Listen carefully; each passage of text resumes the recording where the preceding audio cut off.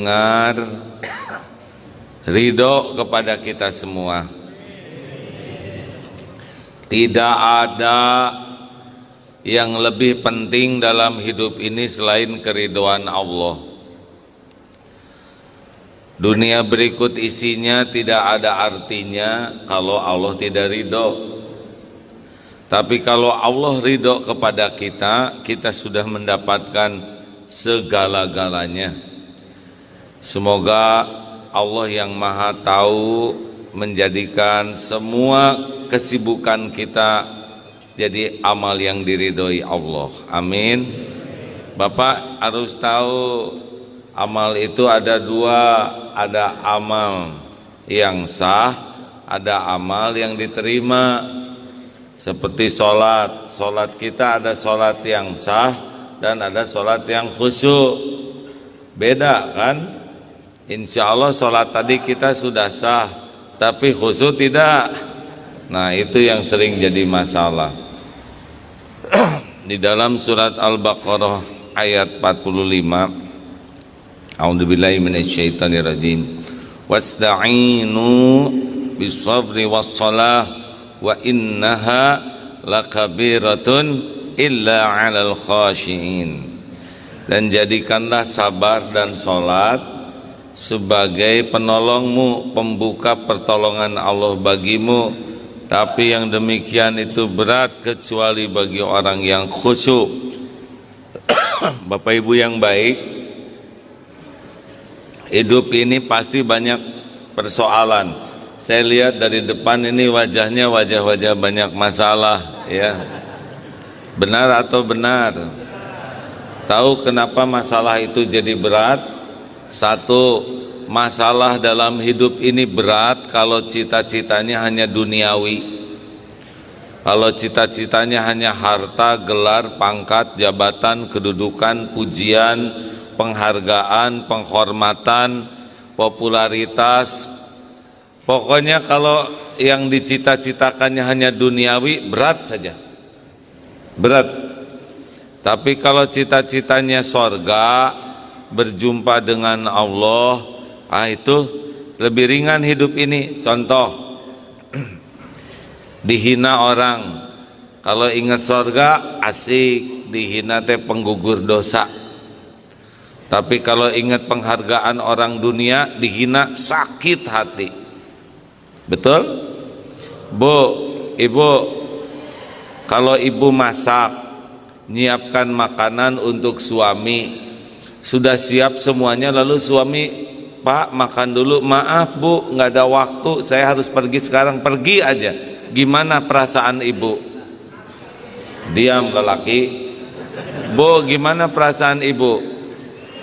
Sakit hati, kecewa, jengkel, marah. Nah itu ciri-ciri nggak ikhlas, ya. Pokoknya kalau sudah pengennya cuman duniawi aja, nyesek aja hidup ini.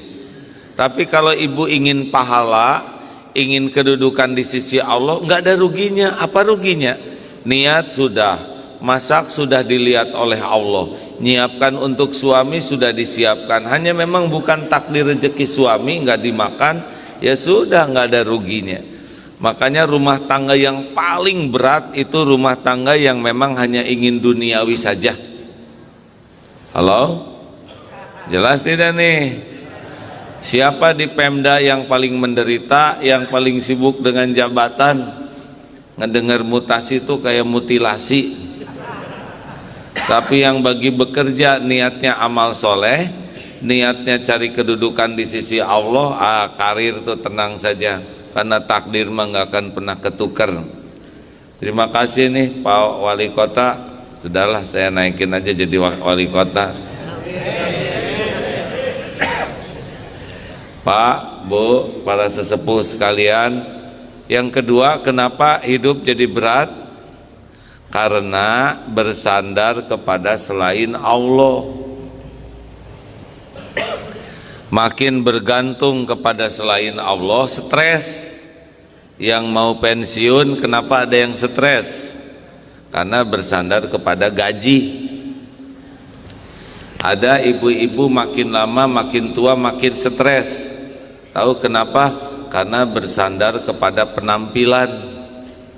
Takut tua, takut keriput. Ada yang bersandar kepada orang, tegang. Musim ekonomi kurang baik, tegang karena bersandar kepada ekonomi. Tapi kalau orang bersandar kepada Allah, tidak ada takutnya, karena Allah Maha Kuasa dan memiliki segala-galanya. Jelas? Halo Bu, kenapa ibu kurang bahagia di rumah? Karena ibu terlalu bersandar kepada suami. Jangan terlalu cinta sama suami Bu, apalagi model-model ini ya. Maaf hadirin. Orang bersandar kepada selain Allah, Allah cemburu. Kata Ali bin Abi Thalib, semua kepahitan sudah kurasakan. Tidak ada yang lebih pahit dalam hidup ini selain berharap kepada manusia.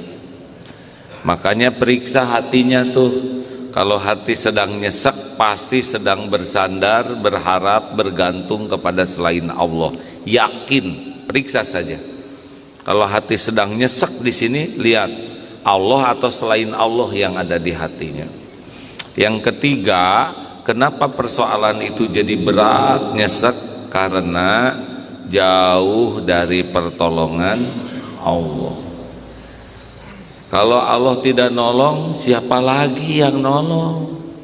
Seluruh makhluk itu la haula wala quwata illa billah. Tidak ada daya, tidak ada kekuatan kecuali dengan pertolongan Allah. Kalau Allah tidak menolong, tidak bisa. Nih, bergabung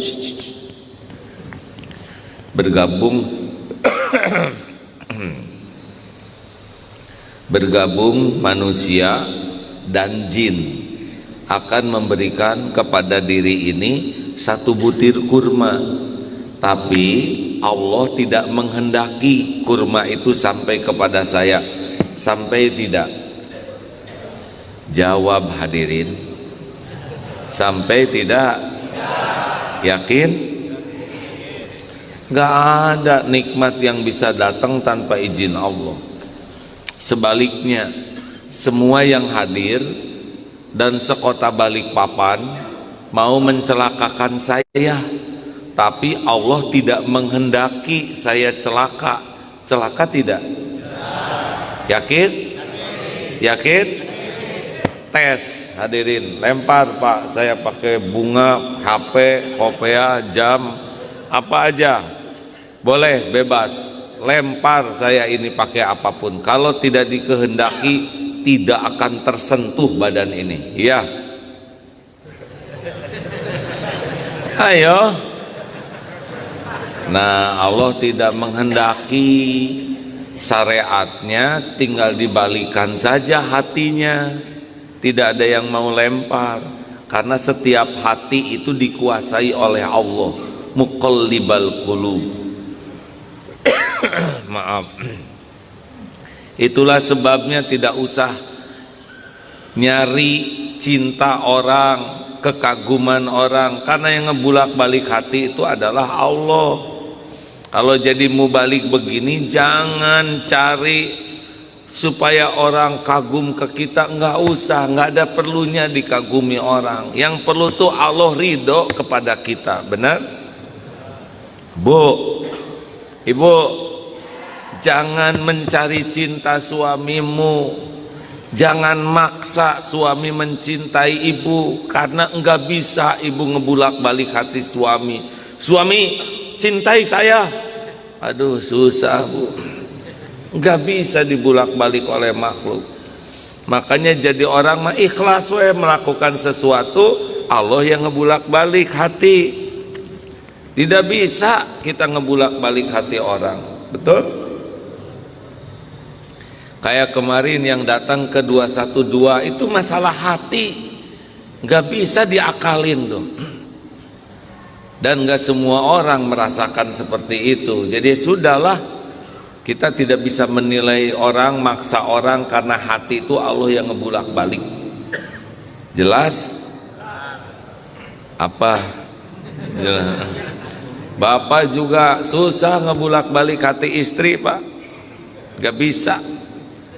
Jadi suami yang baik, yang ikhlas, tulus, udah nanti Allah yang menanamkan rasa di hati siapapun. Sama jadi pemimpin juga. Gak usah acting, gak usah lebay, nggak usah caper, nggak usah, udah lempeng aja jadi pemimpin yang disukai Allah. Nanti Allah yang memasukkan ke hati setiap hamba yang Dia kehendaki. Enak sebetulnya hidup ini. Nah, pertanyaannya bagaimana supaya ditolong oleh Allah? Nih surat Al-Baqarah tadi, wasta'inu bis-sabri was-shalah. Kalau pengen ditolong Allah, yang pertama itu sabar, dan pasangannya sholat. Sabar itu apa? Sabar itu menahan diri, sabar itu mengendalikan diri.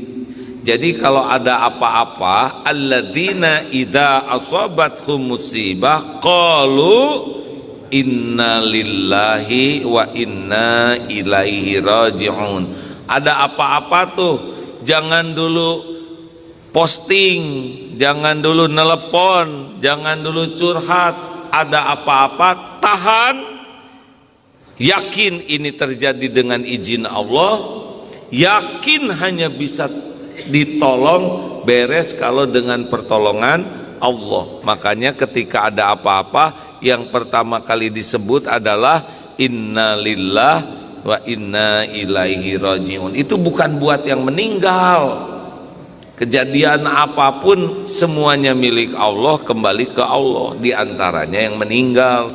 Sakit juga innalillah. Wah, ibu itu sakit, innalillah. Belum mati, nggak usah nunggu mati. Jelas hadirin? Bu, ibu cemburu ke suami, langsung telepon, langsung curhat, atau langsung nulis di status?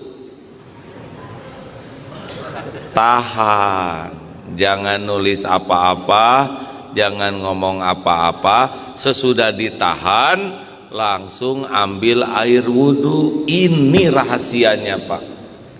Kita tuh kalau ada apa-apa tuh langsung bereaksi. Harusnya reaksinya innalillah wa inna ilaihi rajiun, langsung sholat.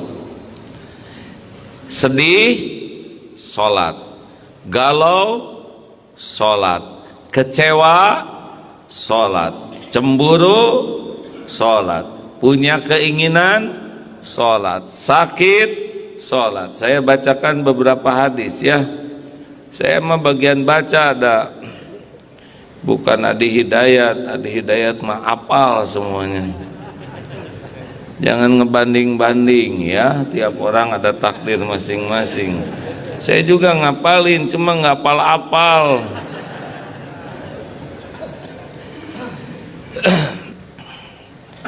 Jadi tadi ayatnya Al-Baqarah 45 sudah ya. Kemudian ihfazillah yahfazka. Jagalah Allah, jagalah hak-hak Allah, Allah akan menjaga kita. Ini hadis sahih hadirin. Jadi kalau kita ada apa-apa, kembali ke sholat yang pertama. Nih, pada waktu Nabi Ibrahim alaihissalam menerima kenyataan istrinya diambil oleh Sarah, oleh penguasa, waktu itu cepat-cepat Nabi Ibrahim itu sholat. Rasulullah juga kalau ada keinginan, ada keperluan, beliau langsung sholat. Jadi para ulama, para tokoh ada apa-apa tuh sholat dulu, karena yang menguasai kejadian adalah Allah. Tadi kan sudah kita bahas. Sekarang siapa yang menguasai setiap makhluk? Dengar ya, ini penting nih. Sebentar. Sekarang manusia ciptaan siapa? Jawab.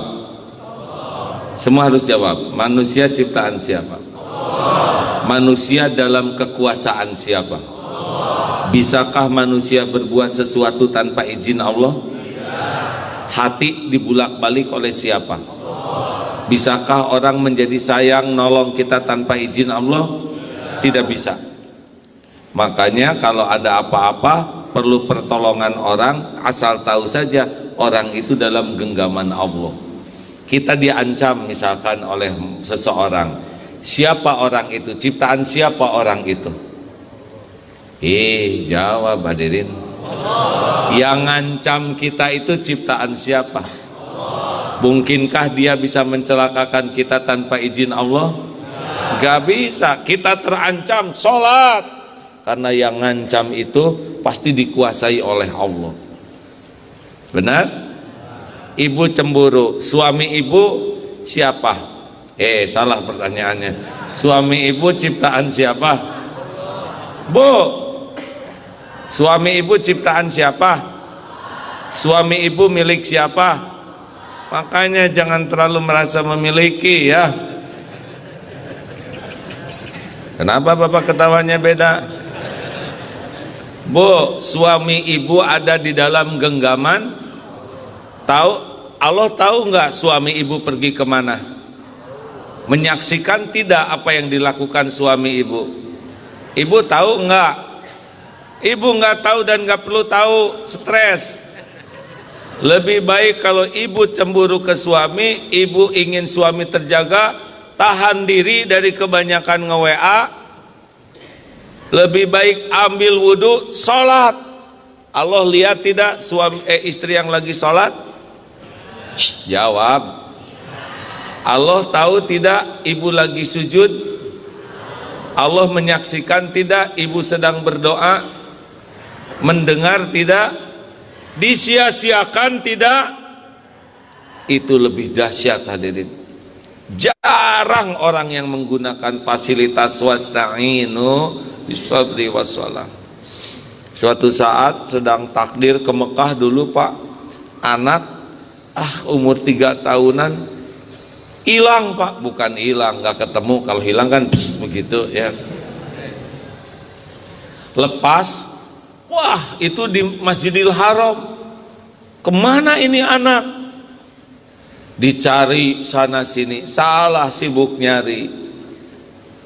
Harusnya sibuk minta tolong ke Allah.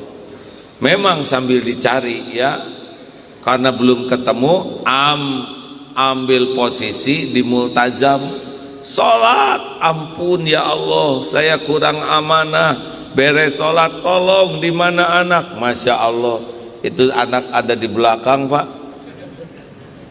digerakkan oleh Allah ya. Kan semua makhluk dikuasai Allah, betul? Jadi berharap sesuatu minta ke Allah, takut sesuatu minta ke Allah. Kenapa sholat? Karena sholat itu adalah ibadah zikrullah yang paling komplit. Zikrullah dalam keadaan wudhu, sholat. Tidak ada yang berani sholat tanpa wudhu. Zikrullah dalam keadaan menghadap kiblat, itu sholat. Tidak ada ya sholat yang seenaknya saja. Takbir, tahmid, tahlil, tasbih ada dalam sholat. Benar? Betulkah hadirin? Ada syahadat ada dalam sholat. Sholawat ada dalam sholat. Salam ada dalam sholat.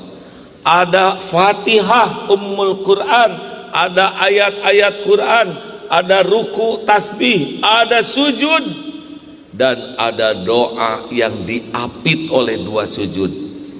Rabbighfirli, ampuni saya. Warhamni, limpahkan kasih sayangmu kepada saya. Wajburni, cukupi segala keperluan lahir batin saya. Warfa'ni, angkat derajat saya. Orang yang diangkat derajat dicegah dari perbuatan hina oleh Allah. Warzuqni, limpahkan rizki yang barokah. Wahdini, tuntun, beri petunjuk, beri hidayah. Semua urusan tergantung petunjuk hadirin. Wa'afini, sehatkan lahir batin saya. Afiat itu sehat yang bisa jadi taat. Banyak yang cuma sehat tapi tidak taat. Preman juga sehat-sehat tapi otot kawat balung besi bisa dipakai dosa. Ini banyak yang matanya sehat belum tentu suka baca Quran, malah baca WA, kurang afiah. Kita ingin sehat, yang sehatnya jadi taat. Wa'fu anni, maafkan saya. Wa'fu anni itu seperti ini, seperti pohon yang dicabut sampai ke akar-akarnya, nggak tersisa tuh dosanya. Seperti telapak kaki di padang pasir yang dihembus angin hilang jejaknya. Ini nih al-afu. Makanya kalau dengan Rabbik fili ditutupi, dengan wa'fu anni dihilangkan jejak-jejak dosanya. Ayo, itu adanya dalam sholat doanya, betul tidak? Sayangnya kita waktu sholat tidak khusyuk doa itu, ya.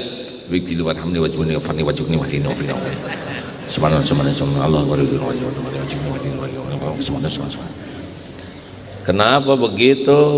Kita aja minta uang, ibu coba minta uang sama suami kayak gitu. Bapak coba bisa minta duit sekarang juga, saya buat beli kosmetik sekarang.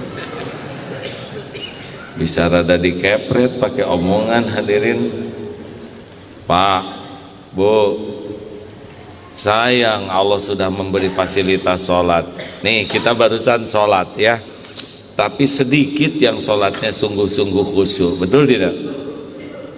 Jauh-jauh dari rumah ke masjid, sampai di masjid Allahu Akbar, Allahu Akbar, qad qamati shalah, qad qamati shalah, Allahu Akbar, los hilang. Nanti sadar-sadar pas salam, assalamualaikum, dah gembira, padahal Allah menyaksikan sholat kita seperti apa. Sekarang mau tidak supaya ditolong oleh Allah lewat sholat? Kalau mau, kalau tidak harus jelas. Hadirin, yang pertama coba kita perbaiki kuantitas dulu. 40 rakaat minimal sehari. Sholat fardu 17, tapi syaratnya TBM, tepat waktu, berjamaah di masjid. Di Balikpapan berapa sholatnya fardu? Sama kan? Alhamdulillah. TBM apa? Tepat waktu, berjamaah di masjid. Kalau makan telat jadi masalah tidak? Tidur telat jadi masalah tidak? Ke sekolah telat anak-anak jadi masalah tidak? Ke kantor telat jadi masalah tidak? Mau tahu sumber masalah? Sholatnya telat. Ngerti? Ibu, jangan banyak alasan. Sebentar ya, saya masak dulu, udah ciri-ciri ini bakal bermasalah. 10 menit sebelum adzan berhenti. Saya kira di balai kota di sini juga begitu ya Pak ya. Sekarang sama.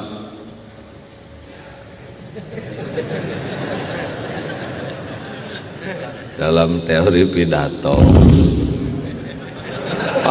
Tenang Pak. Apa salah saya sama beliau? Nggak ada salah kan? Sampai di mana tadi? Sampai lupa begini. Dalam teori pidato, kalau ada yang bergerak, pasti tiap orang lihat yang bergerak, ya kan? Saya juga heran, siapa itu barusan? Lalu, sholat tepat waktu ini penting. Karena kita itu selalu mendahulukan yang dianggap penting, benar? Orang yang melambat-lambat sholat artinya sholat itu tidak penting, artinya dia mendahulukan apapun selain Allah, makanya dia tidak ditolong oleh Allah. Ayo periksa, bayar utang saja telat diancam, benar?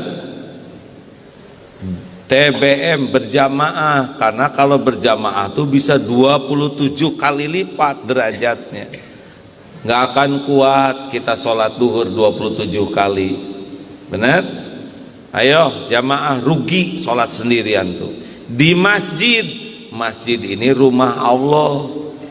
Ke rumah orang baik saja dijamu, apalagi ke rumah yang maha baik. Benar?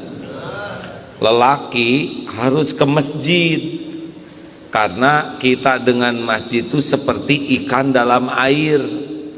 Orang yang tidak betah di masjid itu ada sifat-sifat kurang baik pada dirinya.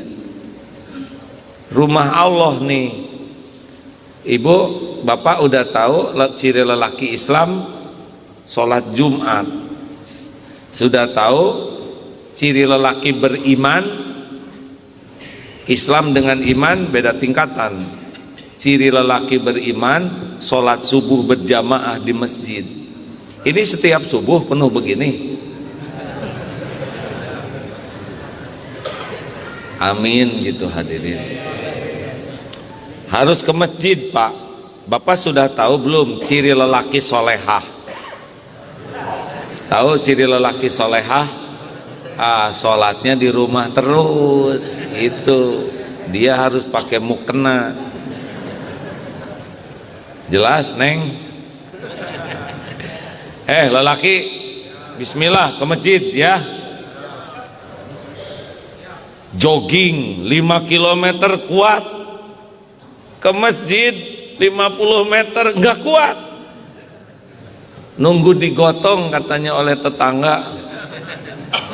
Dan di masjidnya tuh maunya di depan imam. Sholat apa itu? Sholat jenazah. Pung ke Singapura kuat, pung ke luar negeri kuat, ke masjid nggak kuat. Kekuatan seorang lelaki bisa dilihat dari ke masjidnya. Kalau ke masjid udah nggak kuat, selain solehah lemah. Kenapa pada melotot gini ha? Bu, usir suami kalau sholatnya di rumah terus. Kalau ibu cinta sama suami, usir. Kalau perlu temenin, Pak ke masjid sama-sama saya. Tuna netra saja di zaman Rasulullah Ummi Maktum, asal kedengar adzan disuruh ke masjid. Saya lihat itu di video, orang yang kakinya lumpuh itu berusaha keras ke masjid. Yang tunanetra sampai pakai tali itu supaya bisa ke masjid.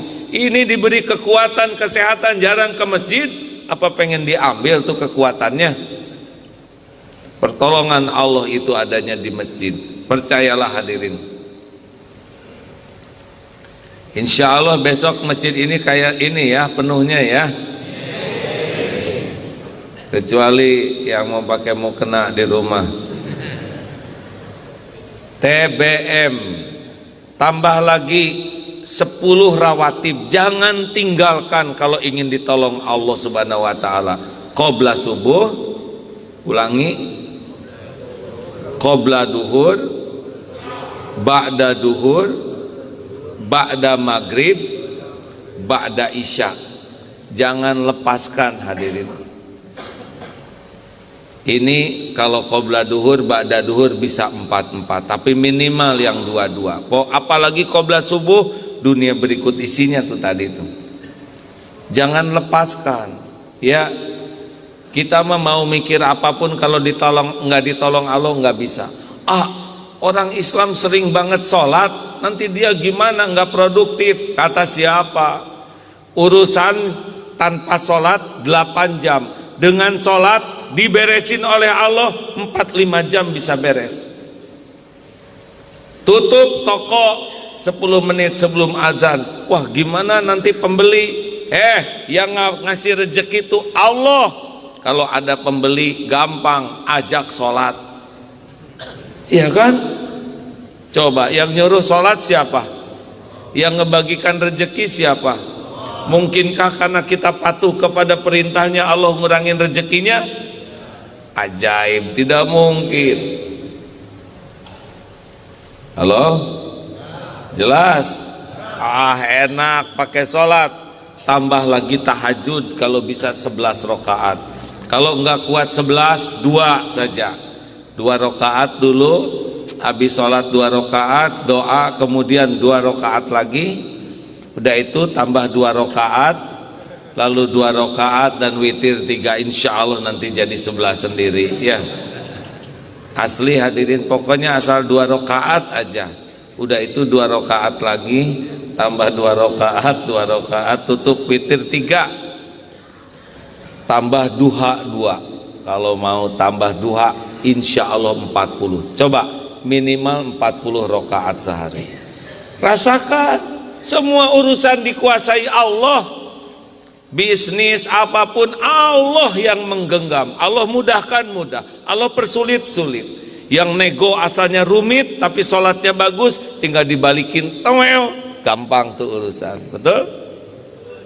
Ada suami, istrinya harus disesar, katanya sungsang, tidak punya dana untuk operasi.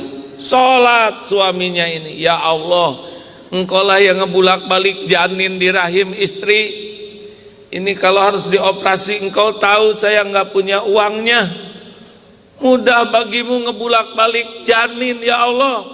Beres sholat, katanya dengan izin Allah bisa, tidak perlu dioperasi, sungsangnya bergerak, diaturlah sedemikian rupa.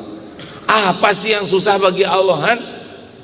Halo Bu, Ibu, ini cerita ada suami marah-marah, cepat banting pintu, brak, HP dibanting, pergi dari rumah. Emang suaminya emosional.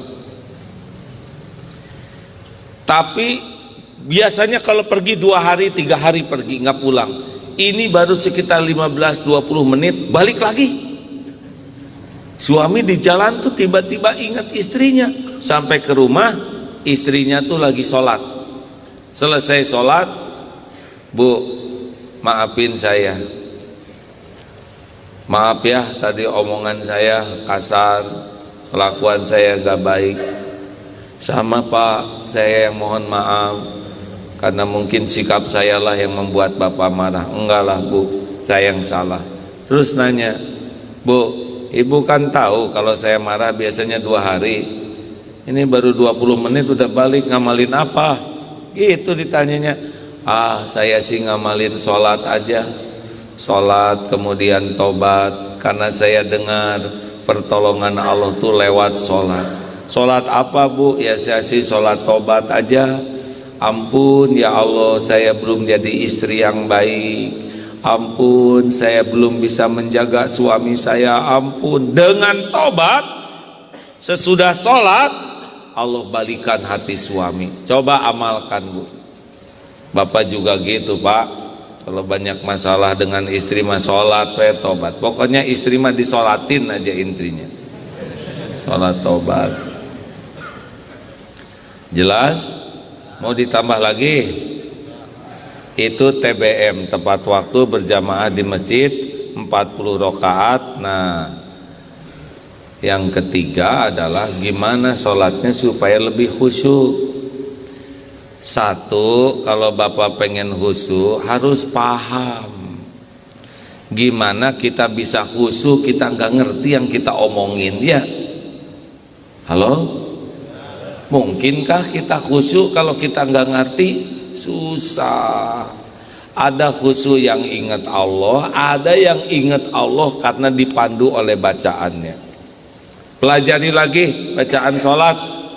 Jangan sampai Rabbik fili warhamni wajmuni, yang penting itu nggak ngerti. Kan ada orang yang tidak ngerti Pak, pulang dari sini beli buku bacaan sholat. Tunjukkan ya Allah kepada kami jalan yang lurus. Enak.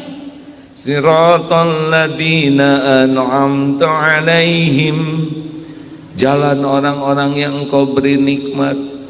Ghairil maghdubi alaihim waladdallin, bukan jalan orang-orang yang Engkau murkai, bukan jalan orang yang sesat.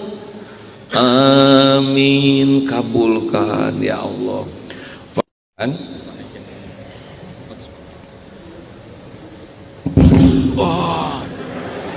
Siapa itu? Emang DKM di sini kalau marah kayak gini, Pak?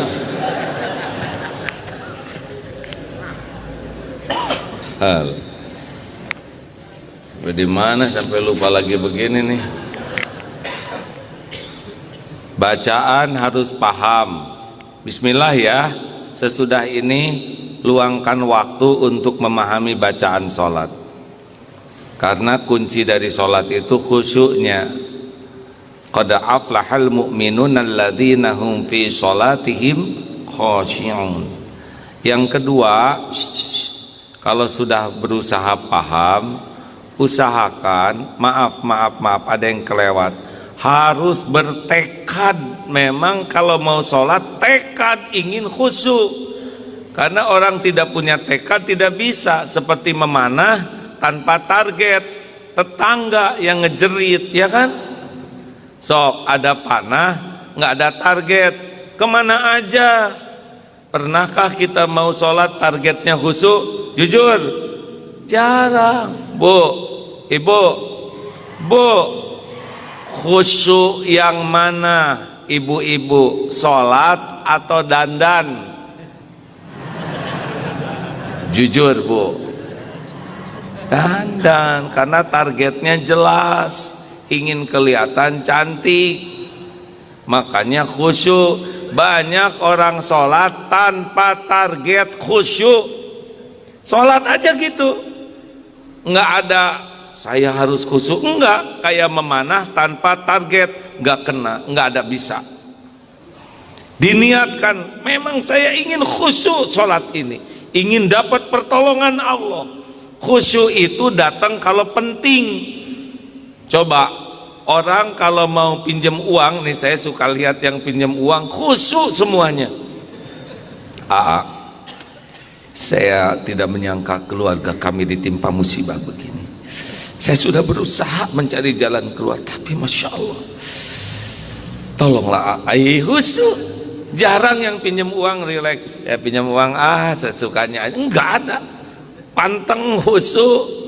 Termasuk yang ngelamar ke anak saya juga khusyuk-khusyuk, Pak. Jarang orang ngelamar sambil rileks, saya mau ngelamar anaknya lah, kalau jadi-jadi, kalau enggak ada, khusyuk semuanya.